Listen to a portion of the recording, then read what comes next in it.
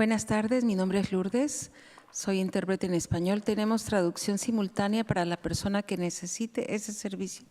También tenemos interpretación del lenguaje de señas para cualquier persona que también desee ese servicio. Gracias. Outstanding interpreter, letting everyone know that there's translation available, and we'll have a sign language interpreter. Well, welcome all of you. My name's Jeff Dean. I'm the recently retired sheriff from Ventura County, and it's an honor and a privilege to be involved with the Community Foundation in working on the disbursement of these funds. I'm glad those of you that are here. We're here to provide you some information about what's happened, what's happening, how it's going to happen, and every way that we can possibly assist anybody that was involved with this tragedy in the disbursement of the funds that have come in from thousands of donations around the country. With me tonight is Commander Tim Hagel, who all of you know, who's been deeply involved since the incident, and Vanessa Bechtel, the CEO of the Community Foundation.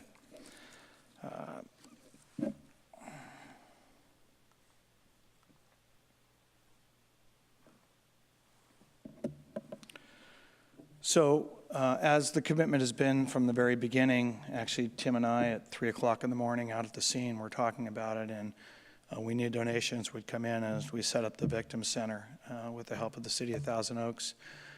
Off of Jan's Road there, we said, hey, where can we do this, and where can we find a place where any donation come in, go right to the victims? And the Community Foundation stepped right up and volunteered to handle this with no administrative fee and no oversight.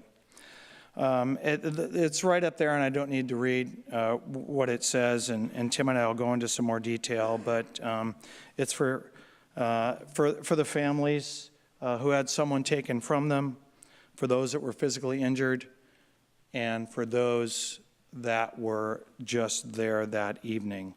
And again, the foundation is not charging any administrative fee, and when it's all over with, actually within a couple weeks of after we disperse the money, we'll have independent auditors come in to audit and make sure everything was done completely appropriately.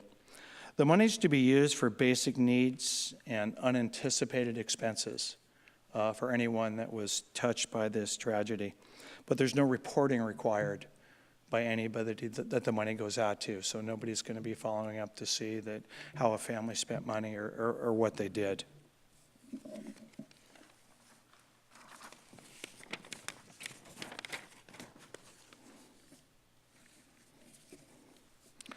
So those are the numbers of what's happened so far. Over $2 million has come in.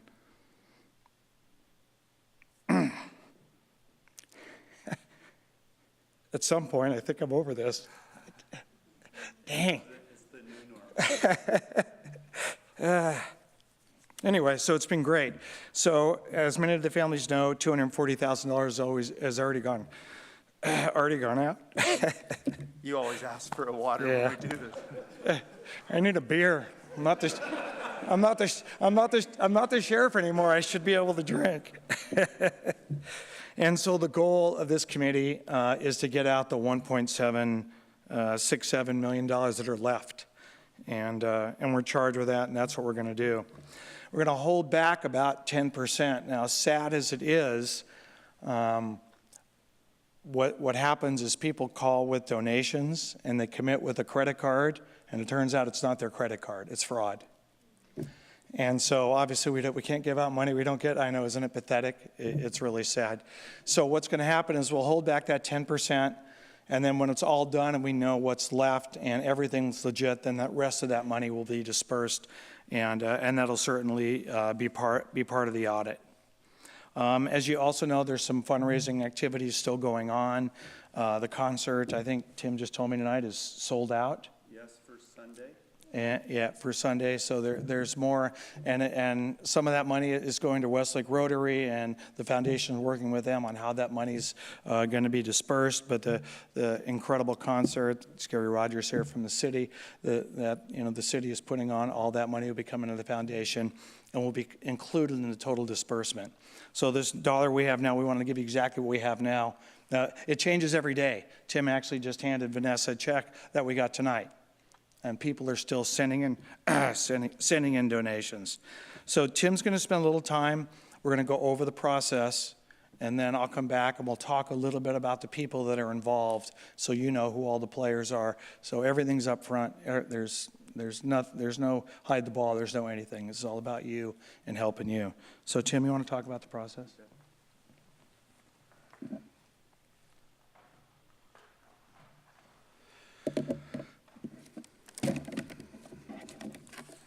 So philanthropy of this type, believe it or not, is not easy to disperse. As Sheriff Dean mentioned, you take this money in from people that want to go to the victims, and then you have to decide how to be inclusive of everybody who was there. We've been blessed in this community that the Ventura County Community Foundation has been able to retain as an advisor Special Master Ken Feinberg of the U.S. Government Victims Fund. Now, who is this guy besides being an amazing man? Let me tell you just a little bit about his resume. He's designed the system that the foundation is using to disperse the money. When I tell you the credentials, it'll be amazing. Special Master Ken Feinberg from the U.S. Government Victims Fund is responsible for handing out all the money from 9/11 for all those victims. He designed the system. He designed the system for Virginia Tech, the BP oil spill, Aurora victims, Sandy Hook, and the federal government's Department of Justice Terrorism Compensation Fund. Been appointed by multiple presidents to take care of this. So we have a lot of faith in his system, and as we'll point out and as I discuss in here, you'll see his model is proven and works really well. So with that said, this strategy, 100% of the payments will be apportioned, every dollar that's come in apportioned to the victims. Using his model, 70% is for the families who lost loved ones. The next 20% for those who are physically injured, and I'll discuss that, that'll be a sliding scale. And then the remaining 10% for those that were just present as patrons inside of the borderline that night. And I'm sure everyone can imagine that each one of those groups or classes of people have different needs, every one of them. So with that, as Sheriff Dean explained, we're basing these numbers that I give you tonight on the dollars that the foundation had as of today, although I just handed her another check. So you can see it's very dynamic. But we want to give the public and the family members that are here of those that have been involved with this a rough idea. As you look at the families who lost loved ones, the percentage there where 70% of the fund will go to. If it happened prior to when we started speaking tonight, that would roughly be in $80,000 out of the fund for each of the 12 families. If you were looking at those that were physically injured, that'll be a sliding scale. We had a variety, many people injured in a variety of injuries, from minor up to extreme injuries, and that would be a sliding scale from today's dollars of about $1,500 to $25,000, depending on the victim's needs.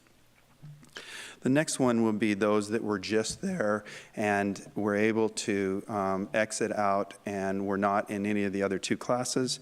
And that one right now today approximately would be $1,000. And you can imagine many of those were young college kids that will need assistance in the future or with what they're dealing with now.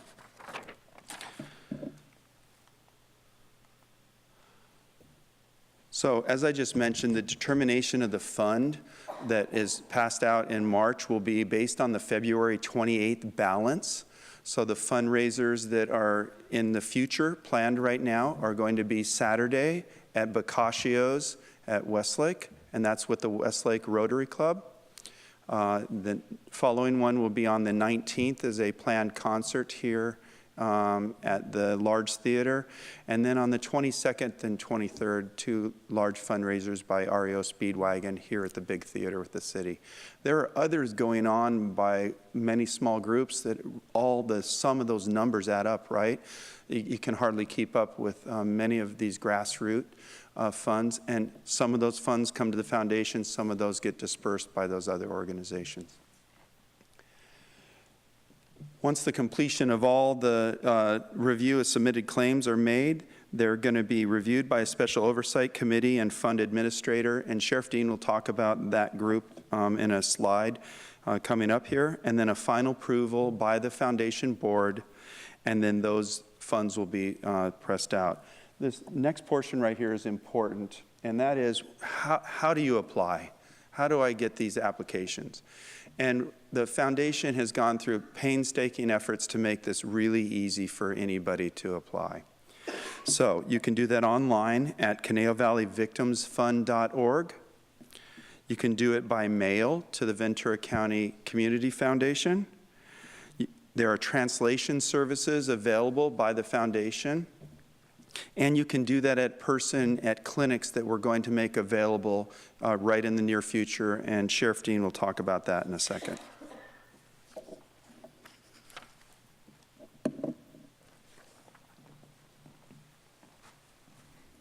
Thanks, Tim.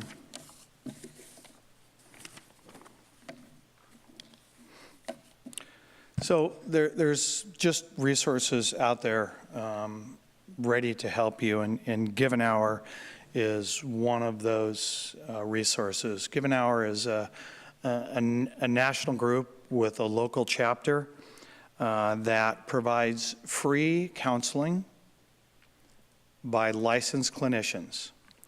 They will be hosting the clinics on the dates you see up there. We don't have locations for privacy issues. So when you call Give an Hour and you need assistance either with counseling or with completing an application, they will give you, they'll either talk to you on the phone or they'll tell you one of the clinic locations, but we didn't want to put an address up. It was no one's business. It's for the people that made the appointments for a sense of privacy. So they're an amazing group. They do amazing things. They have a table out there. I think some of the family members met them out there. Please don't hesitate to go over and talk to them, introduce themselves, ask them what resources are available for you. And again, there will be 3 clinics at those sites, and the email address is on there. And I hate to do this to Vanessa, but she works 24 hours a day anyway. But if you have a question about anything, you can always call the Community Foundation. Poor Stephanie will have to answer the phone, but Vanessa will be there to answer your questions and direct you. Because again, the goal is to make this as easy as we can for you to deal with.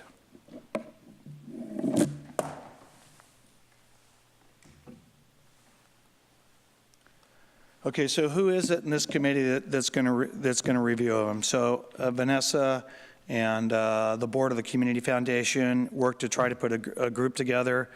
They're mostly responsible people, but they needed someone that was retired, so they asked me to be on it too. So I'm the lone wolf on there. But as you can see by the list, there's people that have been deeply involved in the community. Anita Bush, who's down here, a victim advocate who's been involved in many of them, and wanted me to be sure that we know that you didn't lose a loved one that they were taken from you, and we understand that. Albert and Marcus Gramey from the Christina Gramey Foundation, who have been involved in situations like this in the past and are actively involved throughout the community to help, have volunteered to be a part of the committee. And Dr. Richard Rush, the immediate past president of Cal State Channel Islands, has agreed to be the fund administrator.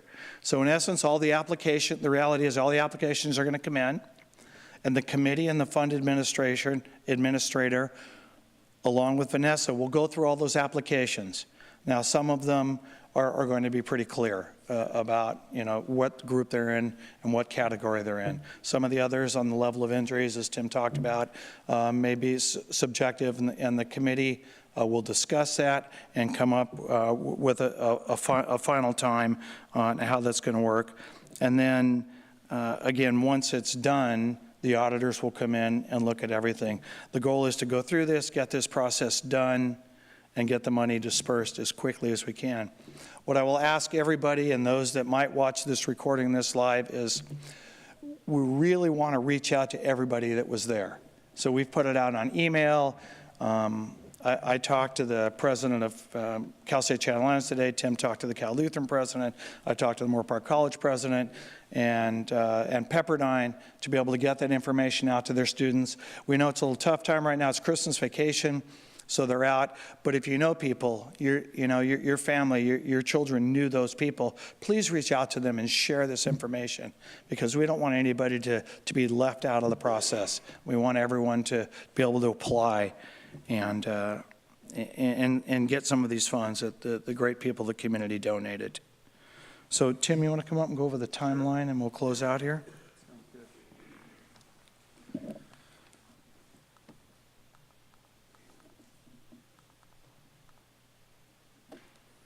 So as we look right here, if we look at the timeline and we talk about the draft. Hi, let me let you catch up. No problem. How are you? I'm good. How are you? Good. So on December 21st, the draft final protocol and claims form began to be disseminated on the websites. As Sheriff Dean mentioned, it's important to point out, we have many members here that are definitely need to apply for this.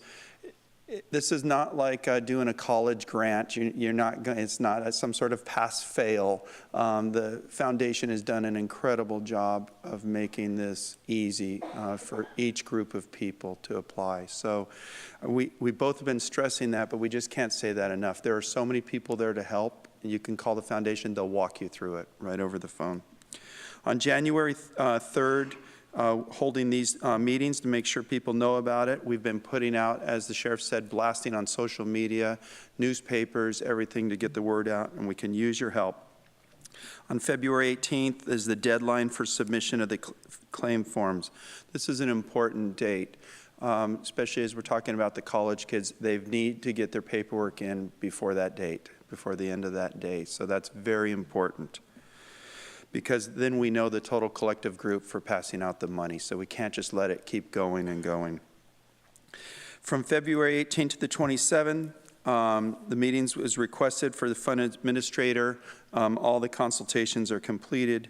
And the 18th through the 29th, they will review them. And March 1st is the payment distribution and approved claimants begin. And that's fancy legal terms for the checks are cut and sent to everybody.